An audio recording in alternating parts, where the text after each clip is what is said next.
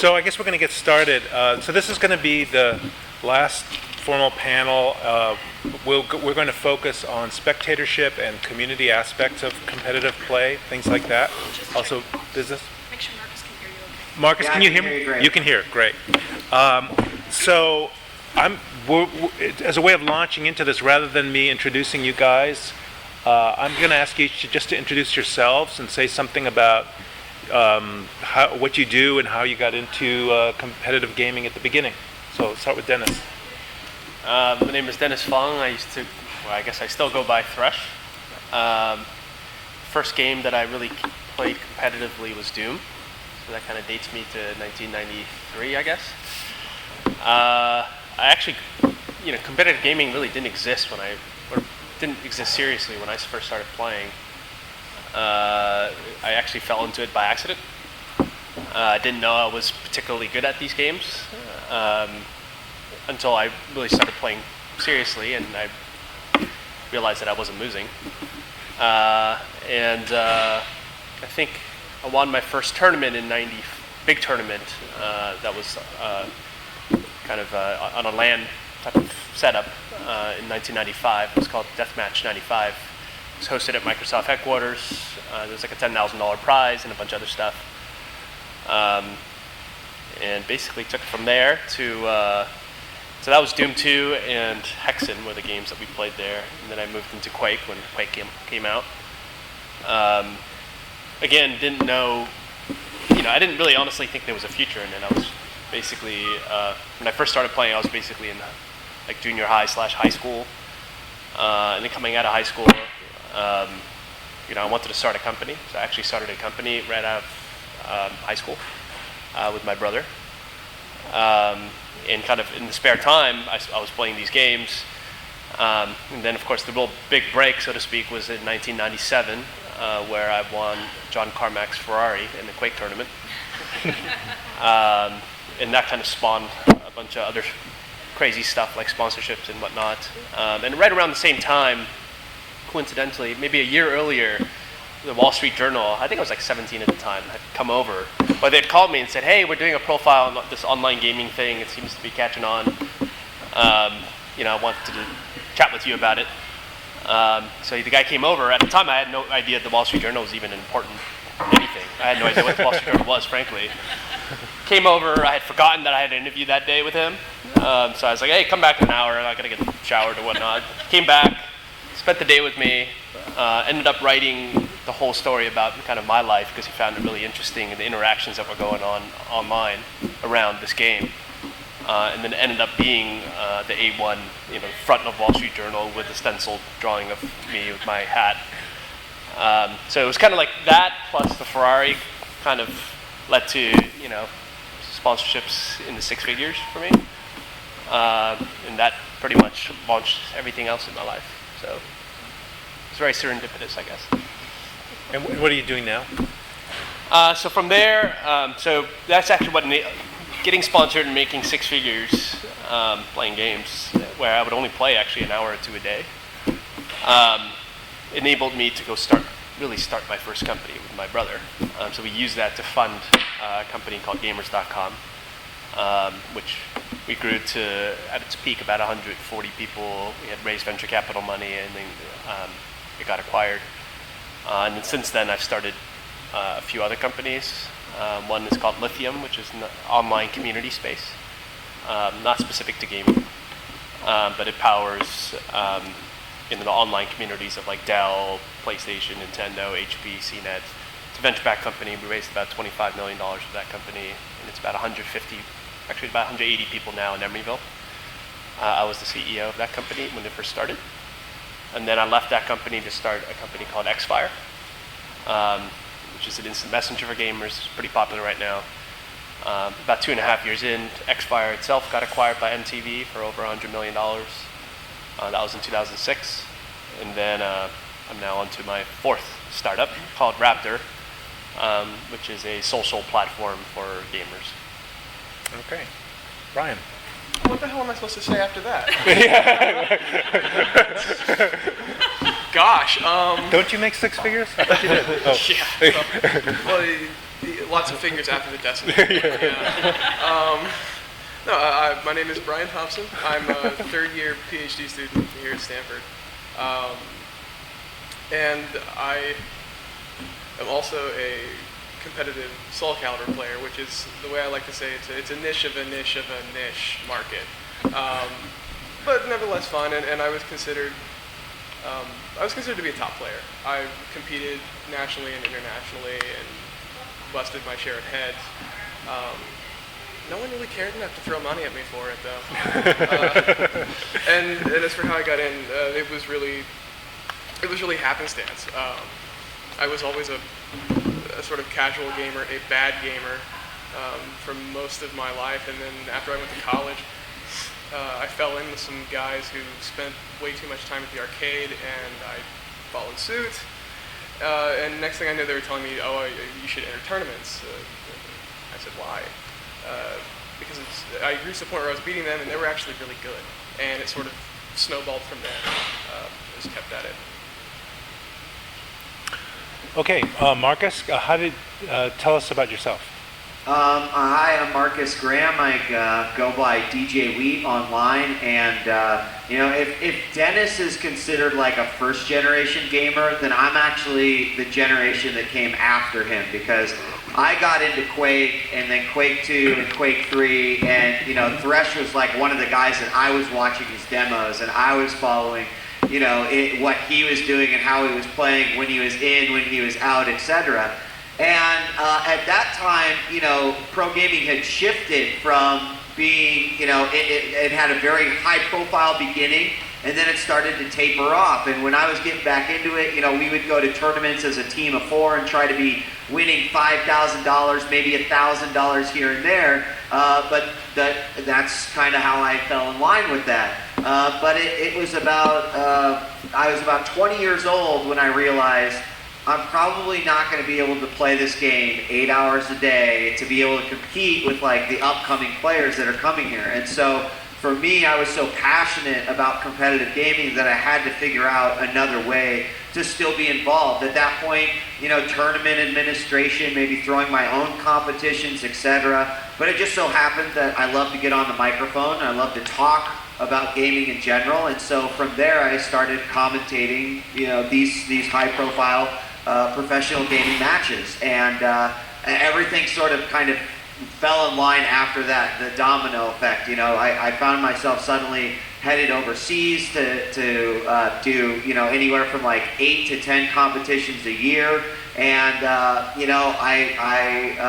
really kind of established commentary as it relates to video gaming today. So I really have a lot of interest and a lot at stake when it comes to communities and spectatorship, because I think it's really important for the future of our activity. Well, that's a good start for me, because this is the next question I want to ask. It's a question I get asked a lot because I write from the point of view of just the history of it and so on, about replays and machinima and stuff like that. And the question I get very often is, who watches replays, and why do people watch replays of games at all? And then, from your different perspectives, Marcus, maybe you could start it off. Who is watching replays, and why are they doing it? I think there's, I think first off you have to consider that every community is a little bit different. Some communities, replays are very accessible. People can watch them with the click of a button or the push of a button. So in some cases, a lot, like even the not top tier players are playing replays. You've got to consider that you've got guys watching replays to learn the strategies of their competition. You've got to realize that you've got spectators watching replays just because they love X player and they've got to watch every single game that they're in, or they love their style and they want to learn it. And then you've also got the folks that are just casually into professional and competitive gaming as a fan. And I think that actually is a very accessible and larger group of people than some might believe. And like I said, every community is a little bit different, but it is very important. And I think you've got top players, fans, and just people who are interested in it watching these things. One thing that's interesting for me is, like, if you think of a sport like football, there's televised football and there's game film. which are obviously very different groups of people that watch each of those, right? With replays of digital games, it's the same format that people watch who are just spectators, and maybe it's something much more similar than it would be for football that players are watching, and players are spectators, and spectators are players, and so on. So Brian, I mean, could you talk a little bit about how maybe players would use game film or replay for their skills? Yeah. In my experience,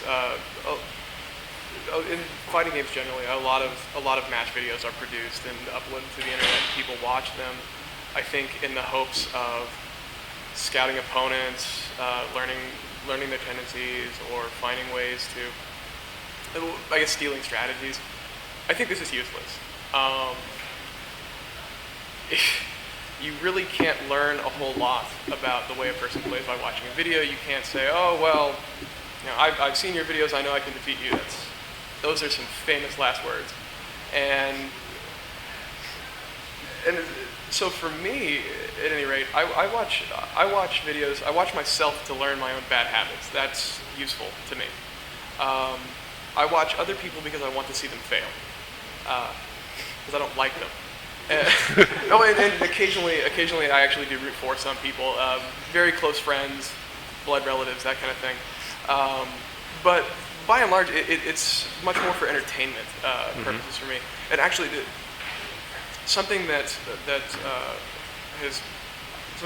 I know for a fact that Soul Calibur players have done recently, and I think other games might be doing the same thing, is we started streaming tournaments online, which is very cool. It's a totally different experience. I mean, it's sort of like you're there, but then again, it's like you're watching videos and whatnot. And we get a chat room, so there's lots of trash talk immediately, you know, as the matches are taking place. And that's a lot more like watching the game on TV as opposed to watching game film. It's there in the instant, and then you have to wait a week or two for the videos to be produced. So I mean, that's a neat but nascent phenomenon. Really, though, yeah.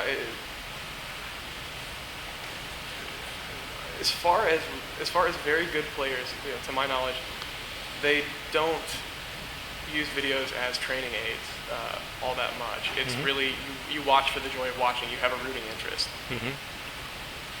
Dennis, can you talk about how maybe, because I think you have the longest period of time with this, maybe how replays were used initially, demos and things like that, and then also maybe carry that forward in terms of how maybe, say, I know with X-Fire, for example, that game movies played a role in building the communities as well.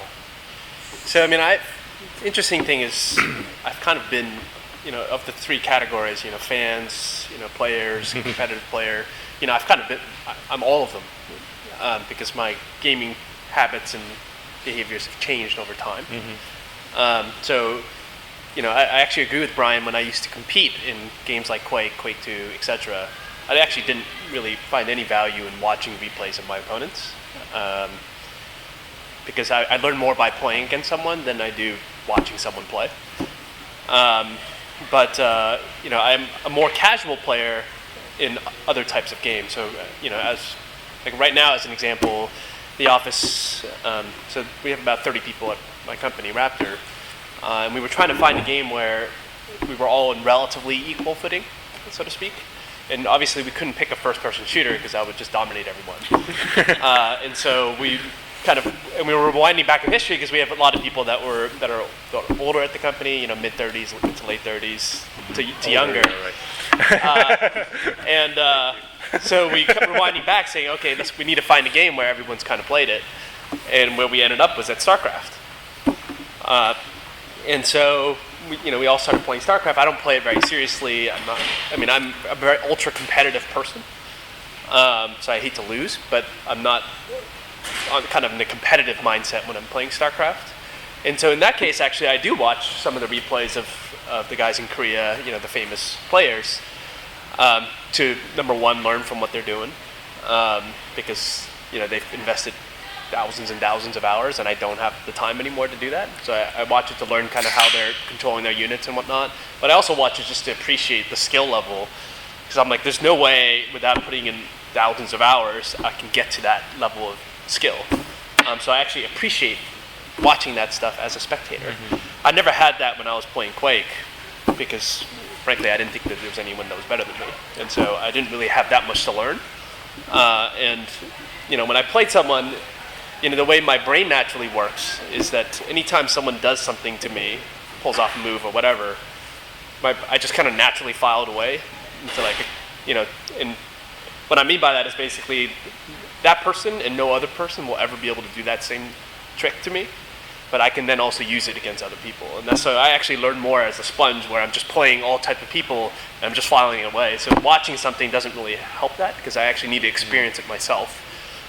And then with Xfire, we used machinima as a way to really break into the World of Warcraft market. We had a hard time. So Xfire is an instant messenger for gamers. We had a hard time reaching the WoW audience, believe it or not, because when you play WoW, that's like pretty much the only game you play. So they could do most of the stuff they could do in the game without the help of something like Xfire. And so what we did was we went out and found some machinima makers who created some of the popular WoW movies, and we kind of sponsored a contest where they could win thousands of dollars of prizes to create, it's kind of like an Academy Awards. There's a comedy one, a drama one, and what have you. And that, within the movies themselves, we essentially had product placement where Xfire was heavily branded. And that actually helped propel World of Warcraft from basically being non-existent in terms of users on Xfire to being the #1 game on Xfire, which it still is today. Yeah. So with we call this esports, the workshop today, and I'm wondering with these different kinds of spectatorship, like Brian, you're saying, it's kind of cool to have it be more live. How is it? Would you say that the digital game spectatorship and the way that relates to the communities, that in this case meaning mostly spectators watching probably better players play, how would you say that compares to regular sports? The same thing, like what you said, I don't want to know about, most people don't want to see a basketball game 12 hours later when everybody knows what the score is. So liveness is clearly important there too. But what would you say are some of the things that might be different or the same about digital sports, esports versus regular sports? My initial reaction, I think, is that when things are done live, there's a much higher likelihood of everything going wrong, or simply spectators not being served well. There's a chance. Actually, some of the panels this morning alluded to this. Like, one of the biggest issues when you're watching a game is legibility. Can you look at a screen and understand what's going on? Not super deeply, but deeply enough that you can appreciate it. And also there are issues of context too. Do you know that these two people are rivals, and it makes it that much more dramatic, and so on and so forth. And a live feed like we have now is stripped of that. And also when you see, I guess, intermittent television presences are stripped of that. So while I say that the liveness is a very good thing, and it's fun and interesting, I also paradoxically am a firm believer in post-production. I think that, announcing and commentary, anything that can help a casual observer make sense of what's going on is definitely going to help. Mm-hmm. It's going to help people understand it, it's going to help people enjoy it, and so on and so forth. And you simply run risks. You run risks in live. Anecdote time. A friend of mine who has an Xbox, I do not. He made it to the finals of this Xbox Live Soul Calibur tournament. They played the finals. Live on tape, I guess, and it was aired on G4.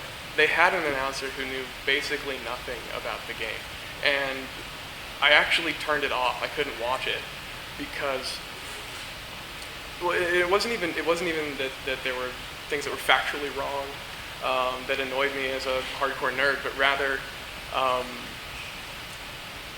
that announcer, it was so obvious that there was not an engagement on the part of the commentator.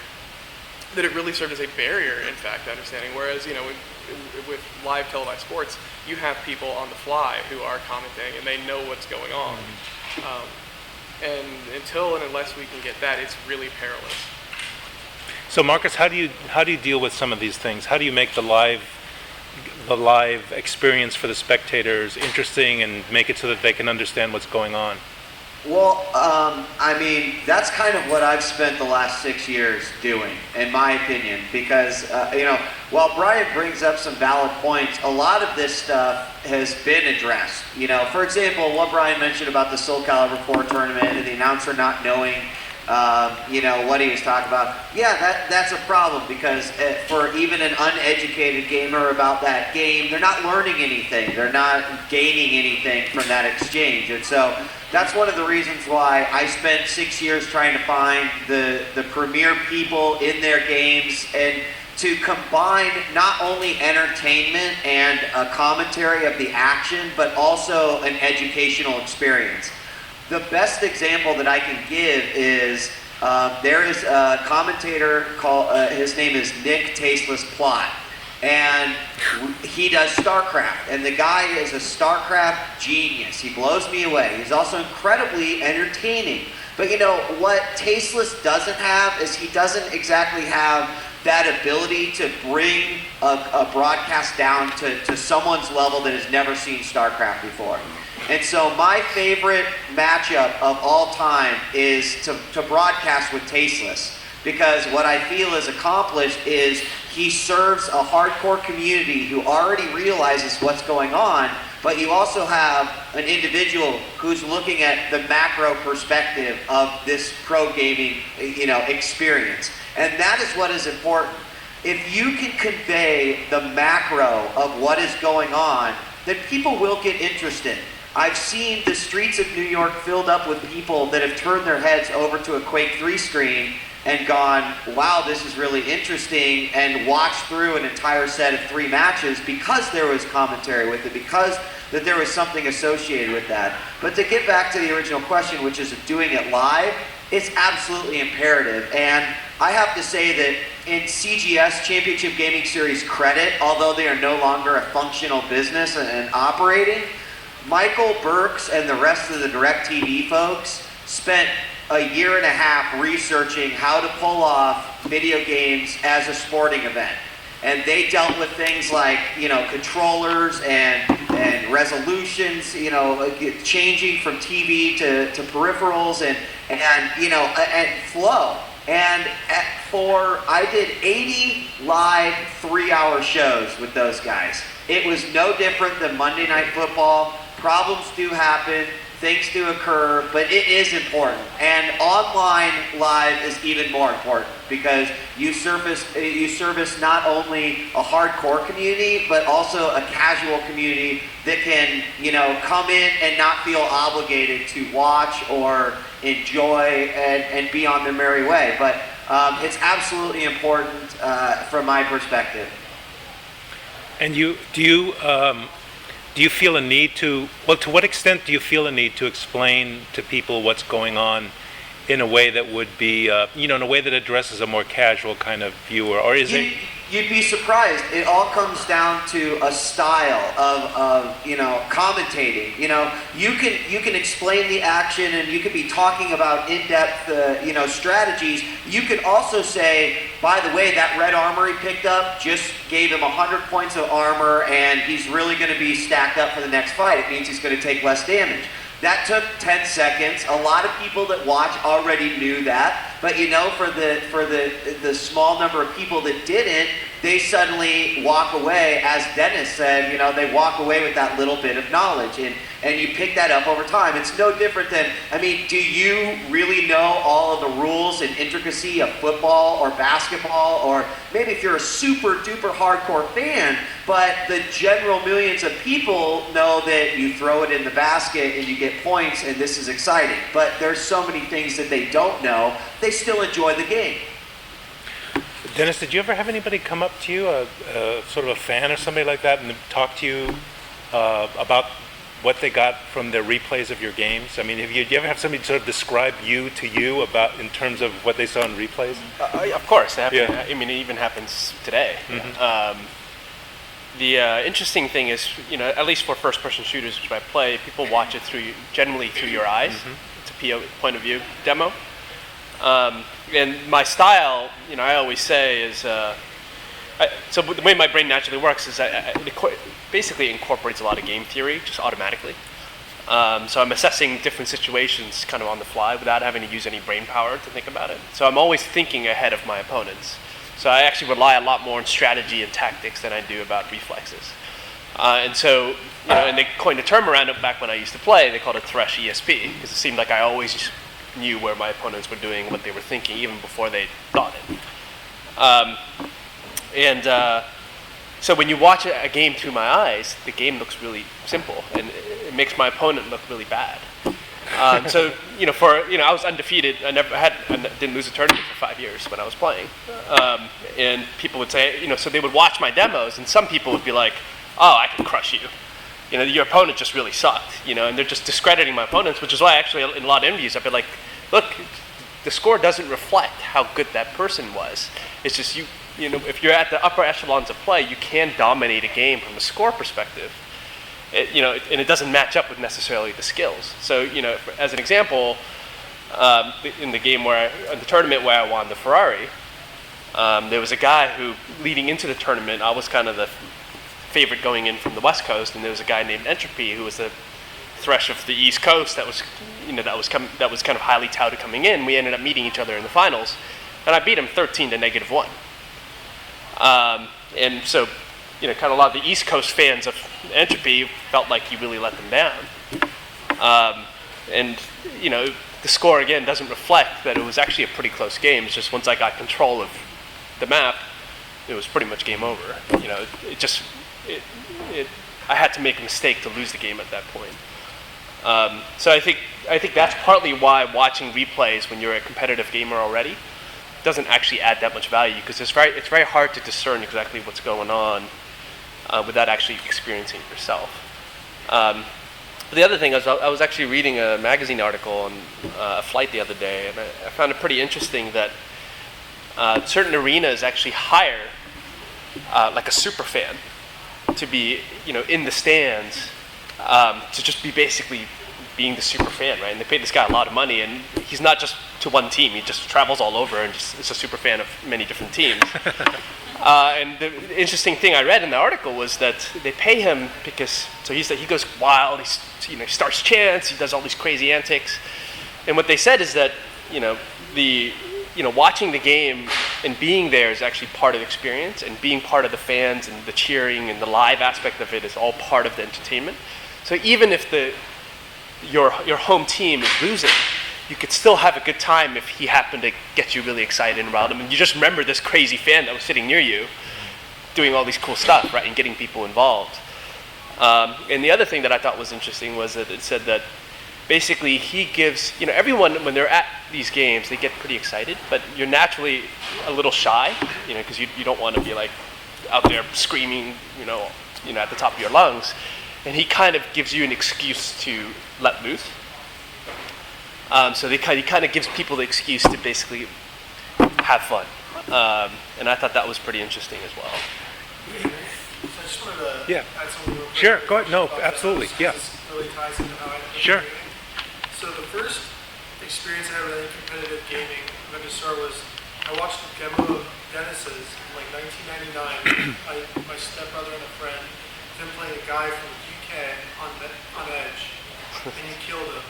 And I remember watching it and thinking like, wow, this guy's really good. Like, I didn't know what was going on. I didn't really play Quake, but I'm like, this is really cool, this is good. And that's kind of what sparked my interest into gaming, and that kind of like paved the way for like each step throughout the process. So like I remember that one demo was like my first experience. And I think for like a lot of people, like watching demos, it's seeing something that like you could potentially do, but it's like a really incredible feat and fun to watch. So I think it's more about that than always learning something from it.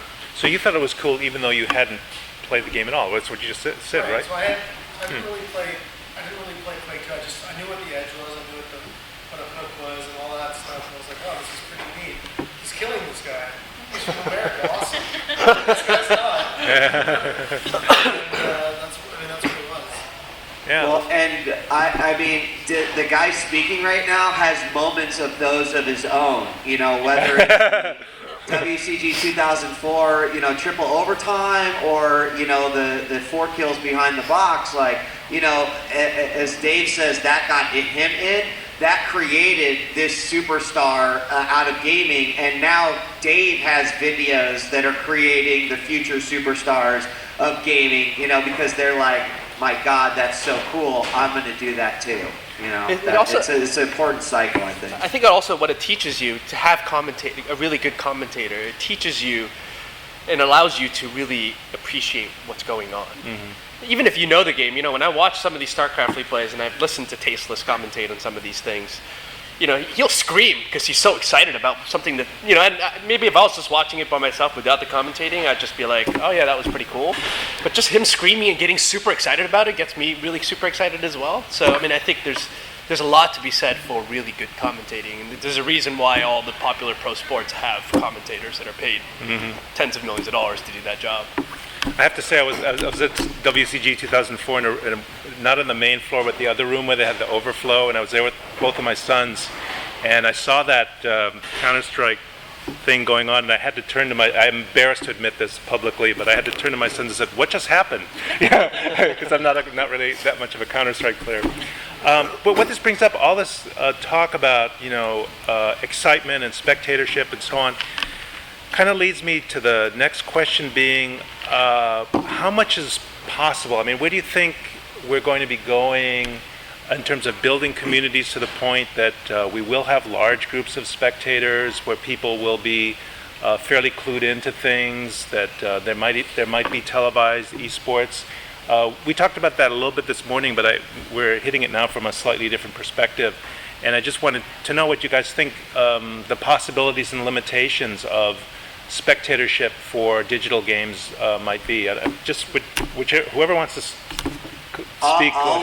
You know, I'll throw in my 2 cents here, because this is something that's somewhat close to my heart right now. You know, I was recently working for DirecTV in the Championship Gaming Series, and that was probably the premier North American sort of, we're trying to televise games and trying to make this big.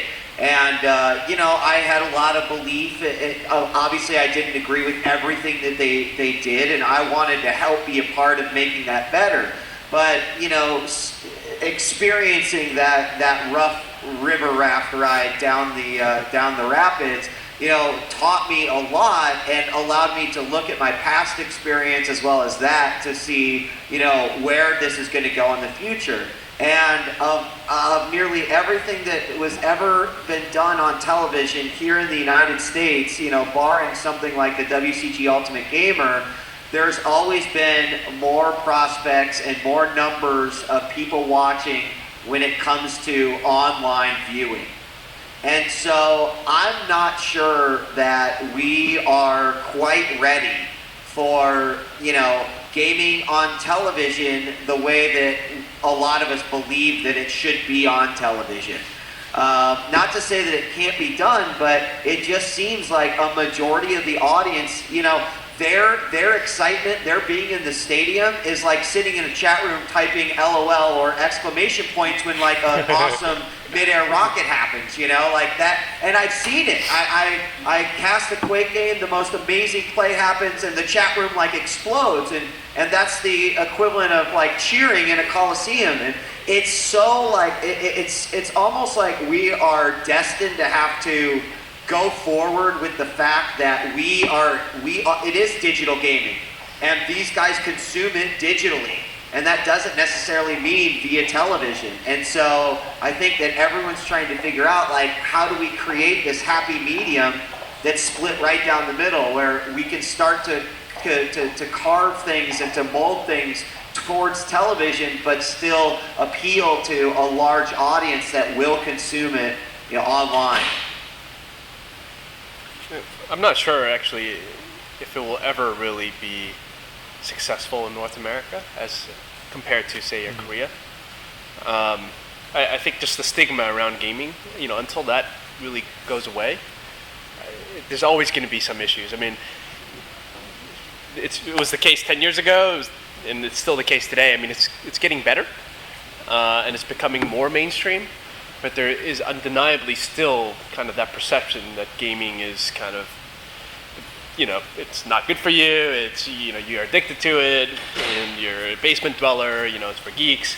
All these things, whether it's true or not, doesn't really matter because perception is 99% reality. And even when I've watched StarCraft replays, on my laptop at home, my wife's like, "What are you doing watching?" And she knows obviously she knows my history, but she's kind of like, "What are you doing?" So I think there's always going to be that issue in North America, whereas, I've been shocked going to places like Europe and Asia where, people don't care, and they're just, the crowds are, in the audience is, it's amazing kind of how into it they are. And I don't think I've ever really seen that here in the U.S. What's it going to take, Dennis? Like, what is your opinion on what you think is, what could help remove that stigma and push it in North America? I think, I honestly don't have the answer. I think 10 years ago, I think I made the prediction that in 10 years, pro gaming would be potentially, a very serious, legitimate professional sport. And I'm actually not sure how much closer we are today than we were 10 years ago, to be honest. Obviously, there's a lot more people that are playing these games, which is great. And there's been kind of very professional. I thought, if anything, the CGS, with the amount of money they had backing it, that it would be, that was kind of its best shot. And I don't even think I watched one episode on TV. So. Yeah, I think that, well, first of all, I couldn't agree more that the web is the way to go. If you just look at sheer demographics, the age range of people who are going to be playing these games primarily, and people who are probably going to be your first bet for consuming, videos, whatever. That's a group that doesn't watch a lot of TV compared to time they spend in front of the computer. Also, the really neat thing about about web-based stuff is that it, to some degree, sidesteps the issue of stigma, because online it's all about conspicuous production, and then you download it in the privacy of your basement, where you live and fulfill every gamer stereotype, or where you download it, in your mansion or what have you. It doesn't matter, and no one knows, no one sees. You're not putting yourself out there as a gamer per se, or even as a fan of games. You can do it on the sly. Another advantage of the online approach, I think, and website partnerships and things of this nature, is that it's something where a lot more players and fans can get involved at the outset.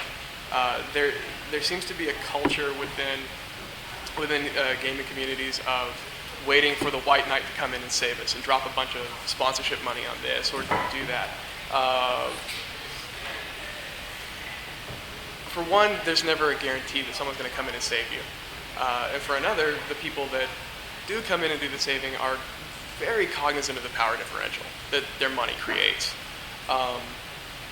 Whereas if you have a more bottom-up organic thing that grows and can be more widely distributed, there will be hurdles and bumps. But then you actually end up trying to assert some control over the destiny of your community as opposed to simply sitting and waiting.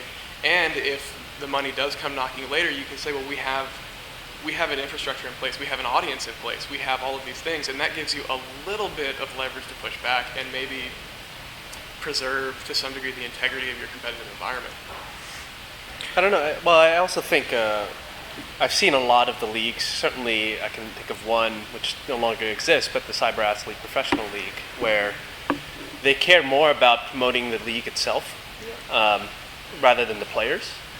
And I think any successful sport, it's really about the personalities that are around these. And I remember, the first professional league that I was involved with, the PGL, they spent a lot of time really trying to develop the personalities around the players. Whether they were good or bad, it didn't really matter. So I remember very distinctly there was this girl that went to Juilliard, who she wasn't a great Quake player, but she went to Juilliard and she got a ton of press, and they generated a lot of press because she had a very interesting personality, a very interesting look, and they were trying to prove that gaming was not just for geeks, and I thought they did a really good job around that. And what I've seen lately is you don't really have those polarizing figures, and I think when esports has seen its biggest kind of growth spurts is when there's like the one dominant player or one dominant team that people can either love him or hate him. Like when I was playing, you either love me or hated me, right? People either just rooting for me or they wanted me to lose, right? But at least they have a reason to kind of debate and converse about each other and something to root for. When you have two teams that are mildly well known, you don't really care much about either of them. There's no reason to watch. So Fatality, who's now for a pretty short period, or a few years, he was kind of the dominant figure. He had that same effect, and I think esports really moved forward with when he was in the spotlight. Now that he's kind of pseudo-retired, there's no one that has replaced him, and I think you have that same issue where it's kind of it feels much more stagnant now. And I think people also generally have an easier time associating themselves with one person versus a team, although certainly there are teams that are able to build that kind of enthusiasm from the fans. I think any league anyone who's trying to be in this space and wants to try to create another professional league of some sort really needs to spend a lot of time thinking about how to build out those personalities and get people to either love or hate each of them individually. It's interesting that you say that. Right now I'm reading this book about Wilt Chamberlain's 100-point game. And when you read that book, you think of the NBA in terms of today. Well, around 1960, the NBA was in a lot of trouble. And what happened was Wilt Chamberlain came along, and he was a figure like the kind of figure you're talking about. He was somebody, a lot of people did hate him for a lot of reasons, and some of them had to do with his race and things like that. But he was also this incredible athlete, and this feat of scoring 100 points in a game, which was unimagical to people. That really energized the NBA. Same thing, golf, right? Tiger Woods. Tiger Woods would be another person like that. Magic Johnson, figures like that come along. Marcus, what can you do along those lines? What do you try to do along those lines in terms of making the players more as people to the people who are listening to you? Dennis is absolutely right. It's a lot about the personalities, and I think that's true for just about anything. What do we do? Everything that we can. One of the things that I really enjoy about commentating and having been in this, sort of the main scenes for 7 years is I like to be able to pull statistics out that people can learn about this guy, back in 2003 in Daejeon, Korea, threw a match against the Canadian opponent that ultimately eliminated 0-4 from the tournament. And to me, it is about building those personalities, and we constantly have new ones. And the thing is that from an online perspective, we could do that a lot easier because not everyone can go to an ESWC or a WCG. They might be able to watch it online, but it's so easy to bring a player onto a digital format, like an internet TV show, or after they've just won their match that we broadcasted. Really all you can do is just educate and try to encourage the personalities to also be personalities. Because that's just as important. There are certainly personalities in gaming that aren't like loud, boisterous personalities, but a great example is Spirit Moon, probably like one of the most humble and like almost shy Warcraft 3 Korean players that I've ever met, but just like he personifies that personality. Like I want to just like give him a giant hug every time he wins. You know, he's just like, he's got that feeling. And there are gamers out there that I think are even more important to help spotlight, because it's a trickle down effect, I think. I actually have I have an analogy to use here with my wife, who, so I'm really into mixed martial arts, so UFC and that kind of stuff. So I used to watch these, and my wife would never watch. I like boxing as well. So I have two analogies. And my wife, she would watch them because I'd paid $50 or whatever it is to order it on TV. But she would never really pay attention until I think she watched, leading up to one of the fights, they did a kind of documentary, follow this fighter, during their camp leading up to their big fight. And it was George St. Pierre, he's one of the best fighters right now. And since that time, she will watch if he's fighting. She's like, oh yeah, I like GSP. He's somewhat good-looking guy. He seems like a super nice guy, but he's immensely talented. And the same with boxing, actually.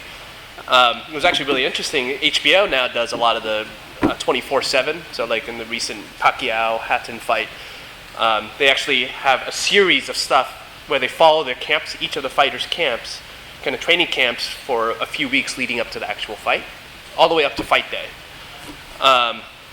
It shows their training, it shows their history, it shows their interactions with the manager, it shows them trash talking about the other fighter. Once again, when my wife actually watched a couple of these episodes, she was much more interested to actually watch the fight. She's like, oh yeah, she actually made a comment. She's like, oh yeah, now I know who to root for, and it's way more interesting now. And it's because now she has some history as to if they have a feud or what have you. So I think, and Tasteless actually does this pretty well in StarCraft. He talks about a player, and he's like, oh yeah, he's lost 4 in a row, and he really needs this win. And they played a year ago, and he made some really dissing comment to the guy. Like, it just gives you some history, and you're like, oh okay.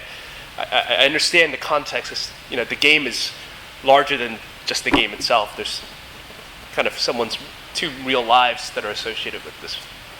It makes it very interesting. This is going to be my last question, then we'll just throw it open. So what that leads me to wonder about is this. Again, this would be for any of you. It's what we actually watch when we watch a game. So the interest, the kind of interest you were just describing, Dennis, it would be like, I want to see that person in some way. When you see the fighter that you mentioned, you see them in the ring. It's clearly that same person because you can see the person's face and all of that. And digital games have a little bit of a problem that way because typically, when we're watching the game, we're not seeing. I mean, there's some exceptions. You can have a face in the corner or something like that, but generally, you're not directly seeing that person. It's a much more mediated kind of thing. So how can you, other than previews or introductions of the players and things like that, is there some way to maybe, any of you can answer this, how would you bring out the personalities of players as players in, the way games are shown? I guess this could be at almost any level. Well, StarCraft, in Korea, they do show kind of before as they're warming up, and they do really care in Korea. So the players do cry after matches they lose or they pull some tantrum or what have you. They show kind of the aftermath, and also in between they cut to showing the player moving, at several hundred actions per minute or whatever. But actually, I think maybe that is a potential crutch of gaming, is that you can't feel the emotion of the players. Actually, I was practically emotionless when I would play. You don't really. There's not a whole lot to. You don't really feel. Whereas sports, you can feel the agony of defeat, or you can feel these things. I think in gaming, it's really hard to feel, and maybe that is one of the reasons why it hasn't gotten bigger, because it's really hard to feel that. Now, when you have a live feed and a live audience, and you can hear the screams. As an example, I think it was Street Fighter. That famous Daigo, can't remember, Justin match. And just because there's an audience there that's screaming, he parried it 30 times. I actually don't even play Street Fighter, but I watched that video like 10 times because it's just like the crowd is going insane, and it's building up to that event, and that got me into it. So I think there's a lot to be said for the emotion and being able to feel it from the players. Yeah, I would second everything that you said there. Most of the times that I have done serious competition, apart from one exhibition match I did that was in a sort of closed room scenario, and there wasn't a lot of chatter. In a tournament setting, you've got loud people, you've got profane people, you've got angry people, you've got happy people, and there's a lot of raw emotion on display. It's just not really coming from the players. So if you have a setup where you get just ambient sound, that goes a long way toward creating a little bit of drama there and reinserting that human element. Beyond that, that's the job of commentators. It's the job of the players themselves too, who can discuss their own play after the fact or how they feel. And it's really, I think, something that all competitive games need to actively pursue, and really set this as a goal, as we are going to bring in the humanness of the players and the emotion, because unless it's at the top of the agenda, it has a tendency to just sort of fall by the wayside, and your product suffers, frankly. I actually, while I understand where both of these guys are coming from, I completely disagree. And I'm going to draw a couple parallels. One of them is that Shaun White in snowboarding, as he's coming down the mountain, I'm not seeing him gritting his teeth, or all I'm doing is seeing him perform these amazing things on a snowboard. And what I get and what builds his personality is the before and the after. And although our virtual competitors are slipping on a virtual suit or whatever and competing virtually, it is that before and after that's important. And that's why, commentators and the people covering the matches or creating the content, it's important for them to use that time to capture that excitement of, a winning. One of my favorite pictures in esports is Dave Gaffon, winning this tournament and just having this it screamed to me what it feels like to be, right there. And I think a great example of how this has worked before is that, there's a Russian Quake player, his name's Cooler, and he doesn't speak very good English, but he is known worldwide, not only because of his play, but at one tournament after a semifinal and before a final, he came on, we asked him to just say a couple words about his next match, and he said quite simply, "I will crush him." And those 4 words, basically, that was his personality from that point forward. Even though he wasn't on TV and you didn't hear him on the radio, he became sort of that internet legend and Quake and esports legend at that point, because of his persona in gaming. And so, while I do believe and agree with these guys that it's harder, I don't think that it's I don't think it's impossible or that much more difficult. It's not rocket science. Other sports have also done it. We just have to learn from them on how it can be most effective for building personalities for competitive gaming. I don't know if that's a fair analogy. I mean, there's something to be said for body language. I mean, it's not just you have to be able to see their face to be able to tell what they're thinking and feeling. In a real sport, it's your real body. It's someone's real body. You could see it. In esports, it's it's an avatar. So I mean, you can't see, may not be able to see him grimace. Maybe in slow motion when they replay it, you could see it. But there's a lot to be said for kind of how he carries himself, and there's a lot more to it than just seeing his face and seeing him grimacing. And even listening to Dave's, so I absolutely agree. I think the before and after building context helps a lot, right? I mean, Dave, when he was mentioning the match where I was playing against the UK guy, if you know some of the backstory, it was they actually had a tournament in the UK to find the best UK player, and they flew me out there to represent the US and to see which nation was better. Right? And so now that you have the context, it's much more interesting. That's why, that may be what pulled him into it was, okay, we have our best US player playing against the best UK player, and I crushed them. That's exactly what it was. Right, so so there's context to, I absolutely think the context is much more important, but I think there's something to be said about just seeing the body language and seeing how that person is reacting that allows you to connect better with that person. TL, I'm just going to open it up now. Yeah, just to keep on this a little bit longer, because I kind of want to push it a little bit, maybe with a provocation to ask, what are the limits of this personalities issue? So I'm thinking, so I have in the back of my mind right now that Marcus has been interviewing post facto all the WCG Ultimate Gamer contestants as they come out of the house. I don't know if people have seen this sci-fi show, sort of reality house show, to find the ultimate gamer.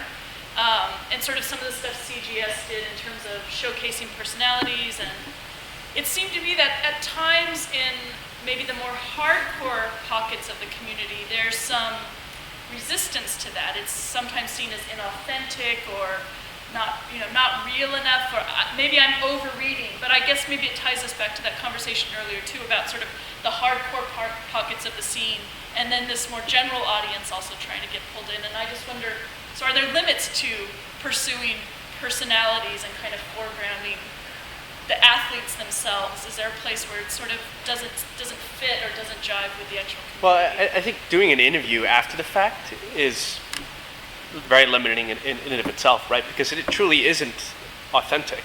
Authentic is seeing Tiger Woods, pump his fist right after he's, nailed a putt because he's just so excited about it. It's in the moment. Whereas, talking to someone after the fact, I've watched the WCG Ultimate Gamer show a couple times just to see what it was about. It's obvious that they were dressed. They didn't dress themselves, and they were trying to purposely try to build personalities around these people. And so there was definitely, even personally, I was like, oh God, obviously that's not really how they are, or they're making them turn out to be something that they're not quite.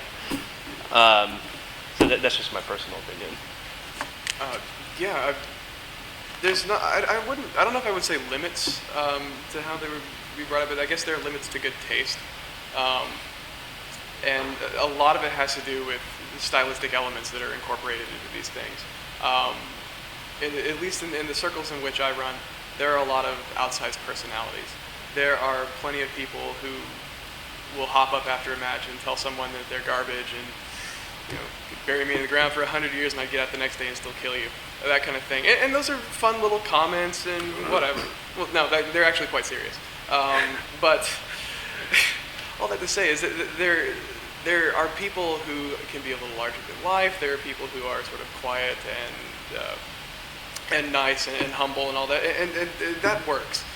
What doesn't work is transplanting those people into a Mountain Dew commercial, or this kind of really polished extreme with a whole lot of X's, sort of what a lot of it seems to be what some older person thinks the kids are into these days, and so there is a ring of inauthenticity, and a lot of gamers are going to smell that, and the first reaction is contempt, and that pretty much scuttles it.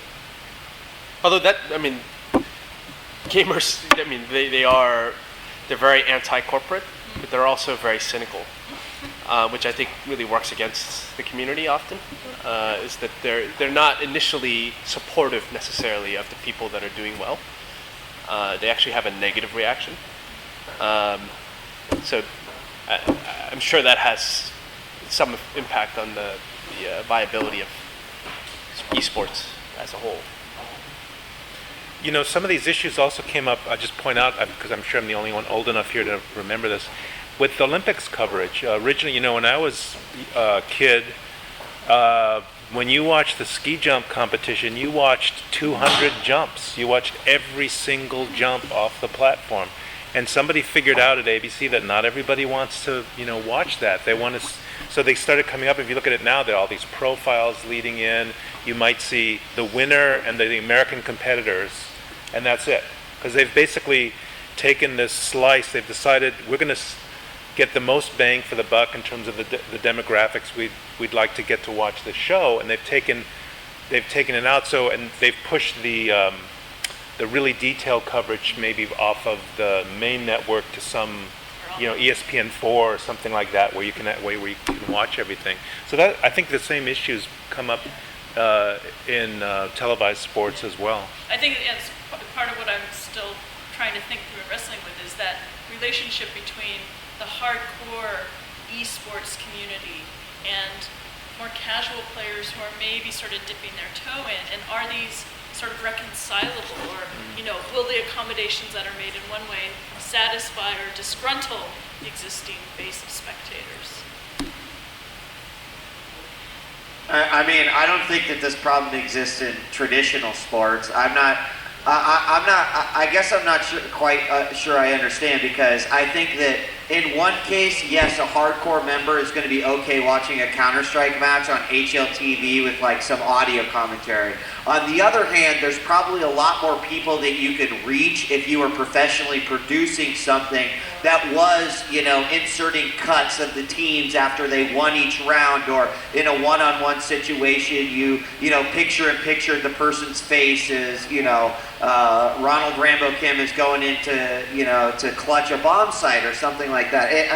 I think that there are no limits as far as that's concerned. The problem is that maybe to the hardcore community, you can't deliver that on a daily basis. A big event comes around, a WCG, a CTS, they're going to put that effort into a larger than life production. And I just feel like that's going to appeal to everyone. I don't think that takes away from the integrity of gaming. If anything, I think that it supports gaming, especially when we mimic what has been successful for sports. If I could add one thing to that. This just popped into my head when he was talking about sports, is that the difference is the NFL versus the XFL. One being a legitimate, the most popular thing in this country, and the other being Vince McMahon, and basically wrestling on a football field, sort of, or at least that's the way it was received. And so, that's the line that has to be walked. Really high production values are great, but they have to be deployed intelligently, and they have to, I think, show a modicum of respect to the players and their intelligence. So, other questions? Spectatorship? Yeah. I have a comment that I hesitate to make comments because I'm so far from the gaming community that if I say something stupid, but I'm interested in this perspective. I write about rock crowds and spectatorship at rock concerts, and I also know quite a bit about sports spectatorship. So, when I was thinking about all the comments that you're making about commentating, and giving context to what's going on, I was trying to think what was the difference between one of these big gaming events and a rock concert. And I was really interested in what you said about stigma. There's some kind of stigma around gaming that there isn't around those other sports. So, when you go to a rock concert, you don't think to yourself, what they're really trying to do here is sell me records. What they're really trying to do here is sell me guitars. People believe rock concerts and festivals are under cover of a sort of different ideology entirely. And in fact, they're wrong. Actually, they're just being sold things. But whereas games, it seems like what they're really doing is selling the game itself. Am I right? That's what you want to do, is make new players. It's not quite the same as rock bands, which aren't actually trying to make new rock bands. That actually is actually one of the things that works against competitive gaming, because there's not a formula. There's not a company out there that says we make professional games with the intention of people creating large tournaments and us going out and doing it. Every single game that has sort of turned into a competitive game has almost been an anomaly. It's just been, it's worked, it's had a large audience. It is exciting to watch, but there's also been a fair number of games that people were like, this is going to be the next big thing. I swear to God, you watch, it's going to make it all explode and become big, and then nothing happens. So yes, while there is this incentive, or maybe this motivation or agenda to sell games, I think that right now we're in a precarious situation because no one's actually developing a game to support competitive gaming per se. No, everyone's developing games to make money. But traditionally, since it's such a difficult thing to nail, you can't go out and say, I'm going to make the next big pro gaming game. You could be like, I'm going to make the next big single player game, and the next thing you know, everyone's playing it in tournaments for $25,000. You just can't predict it. So because of that, yes, some games are forced into competitive gaming just to sell because a company gets on, or for production. And we haven't yet had a company or an organization or anything really put a foot down and say, we're going to try to make that formula work. Maybe the closest is id Software, maybe. And right behind it, maybe Blizzard. Blizzard actually doing a lot more in terms of esports support. But I think it's a very tough thing for pro gaming because by what Brian said, our field is changing. We don't, one day they don't go, all right guys, today we're having a 90-yard field. So enjoy playing that one. It's like it's always 100 yards. It's always someone flips a coin to kick off. It could be like at the next tournament, hey guys, we're switching it up. Now it's this. So those things, I think, are almost even as troubling as the stigma is that Dennis was talking about, from a hey, we're going to support this and sponsor this perspective. Yeah, I mean, I actually think that is probably at the core esports' biggest challenge is that the game keeps changing. I mean, the games change every few years. I mean, the reason why StarCraft has been so successful in Korea is because that's all they've played for many, many years. I mean, I was actually just thinking of a very similar analogy where, you're watching football and, if they one day change the football to where, different dynamics where you could throw it 2 times further, it's hard to understand and appreciate, well, is that guy really any good? He just threw, he threw a 100-yard pass. Is that hard now? Is it, the game just keeps changing under the sport itself. And so, even just thinking personally, so StarCraft 2 is coming out pretty soon. I would have far less interest watching the pros play StarCraft 2 because I haven't played it myself. I have no idea what's good and what's hard and what's not. And so I can't really appreciate what it is that they're actually doing. So I mean, I may watch it just for educational value, but that's very different than being a fan and a spectator. Yeah, I think part of it that we've sort of narrowed the focus in the workshop by talking about esports. But to a lot of people making games are more like, say, movies or books or something like that. I mean, they're seriously treating them that way. And it's more of like the hit movie that comes out and, it's a success or a failure in the first month or two. That's your model. And then you're off making, back in the studio making another movie. So they're not really, we're kind of taking something as a sports platform that to some of the people creating that medium is actually an entirely different medium. It's not even sports, right? So I think that's part of the challenge you're probably talking about, that not only does it change, but it's not even thought of as sports.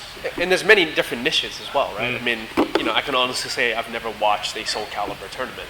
And that may be considered esports, and they could be millions of dollars worth of prizes there, but I would never really have an interest in watching it. And he could probably say the same about StarCraft or, some other game. So, the gaming community really is made up of many small pockets of communities. And so how do you actually build a professional anything, out of all these niche sports?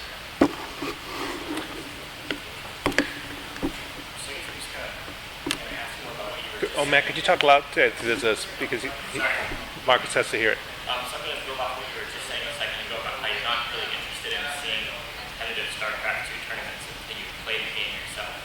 And I think that might illustrate the barrier for a larger audience to start watching games. It's hard to make sense of what's going on unless you play the game, you understand the game. And maybe even for professional esports, until you become like a hardcore gamer as a casual gamer. I know I've seen StarCraft replays on the internet. I have no idea who's winning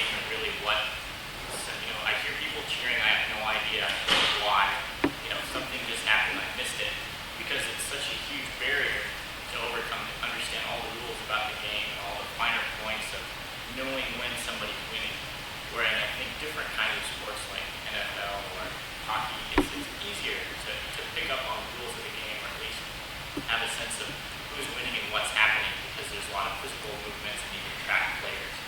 But I think something that hasn't been developed in games as far as a way for a spectator to really understand the whole game, because you're limited to really the player's viewpoint.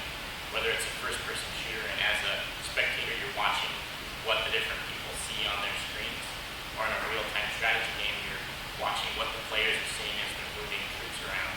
Is there a space for people to come in and build a more developed spectator view for these platforms that can maybe bring a larger audience in? Because for me, the only time I really enjoy watching games is when a commentator is there, a commentator, explaining as things are happening so I know how to track the game. Otherwise, I feel like I'm really lost. And that might be a barrier.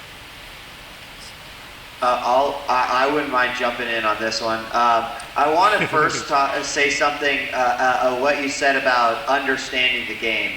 And I think that's actually really important to just understanding the success of esports in North America and sort of globally, because you look at Korea and you look at StarCraft, and you know, StarCraft culturally over there is almost accepted as like an electronic chess.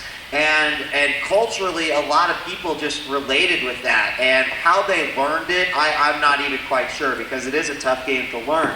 But if you apply like the same sort of thought process to here in North America, you know, we thought Counter-Strike was going to be the big game. We thought Quake was going to be the big game. But like ultimately, you know, Americans in North America in general, we like fighting and we like war. And I think that there's something to be said about a game like, say, Street Fighter being the catalyst that will push up games to like the next level of mainstream. And the reason I say that is because A, someone can understand that this guy is fighting this guy, and when his health bar gets to 0, it's round over, and he needs to do that twice. You know, everything that happens in between really doesn't matter, because that is so simple to understand even on the most fundamental level. If you've never even seen a game, you can probably figure it out. But another thing that's important from a cultural standpoint is the fact that my very own mother could tell you a Street Fighter character. And I bet you could probably ask your girlfriend, you know, hey, can you name a Street Fighter character? It's like, it's culturally something that's been a part of the United States now for like 25 years. And so, not to say that Street Fighter is the game, but I think that's important, that a game that can be culturally understood and accepted is important for our success. But to answer the heart of your question, yes, the communities do a large part in making sure that games can be spectated by more people. In some cases, developers are really helping out. Blizzard in StarCraft 2 has developed like a complete commentator's overlay. It could tell you everything you could possibly know or want to know about the game at that exact moment. It could tell you exactly how much APM a player is using, how much, you know, their plus minus mineral usage is. It's like, it's amazing. And I hope that more companies will begin to support their games in that fashion. I think it's very important. But the bottom line is that not too many people are doing it now.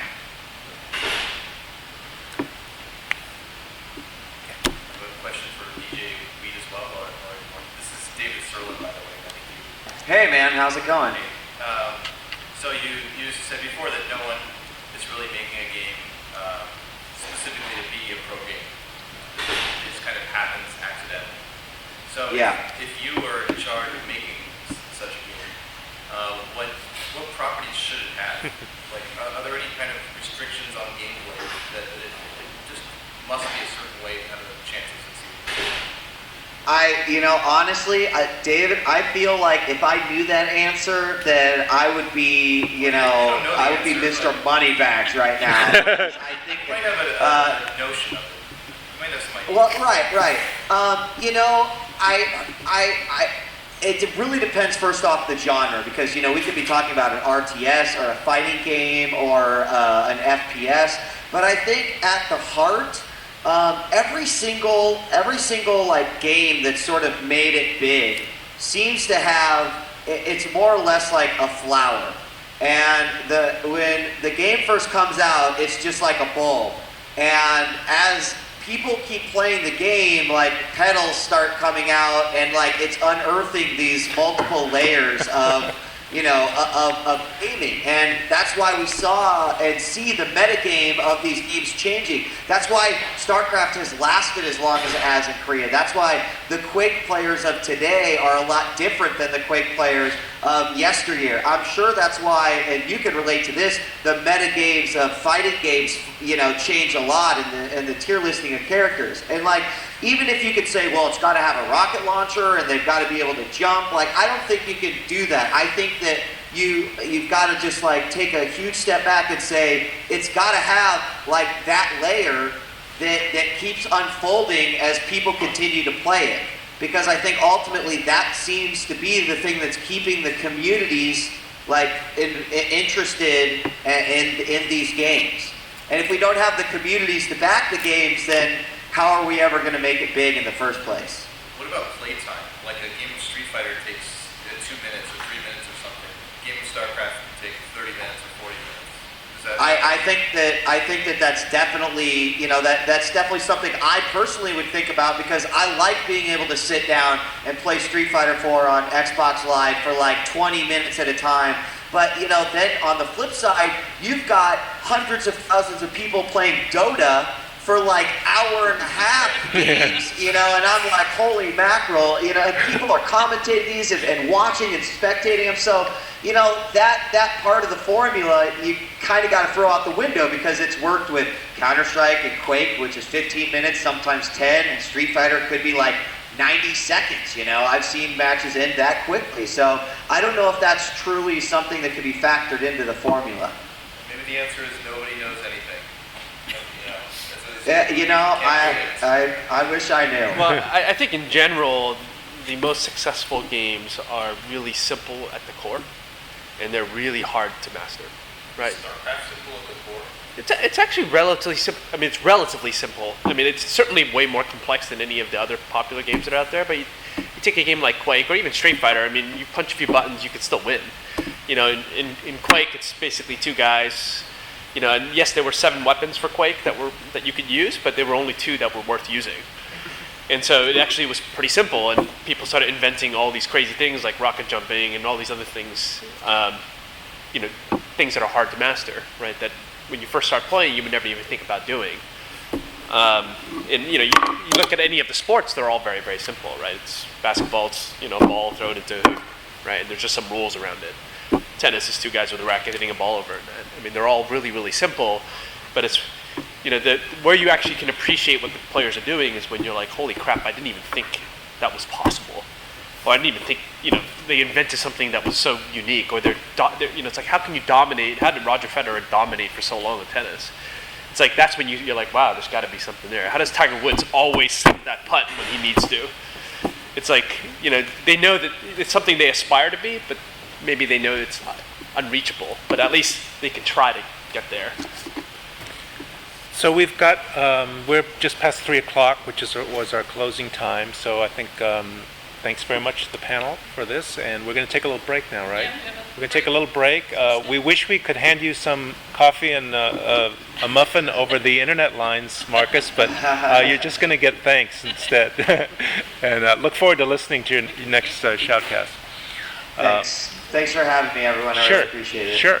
Marcus, are you staying around for the next unconference part? Actually, I've got epileptic gaming in an hour, so I'm going to entertain the console masses. Okay. Thanks for joining us for this. Thanks, guys. I really appreciate it. Bye.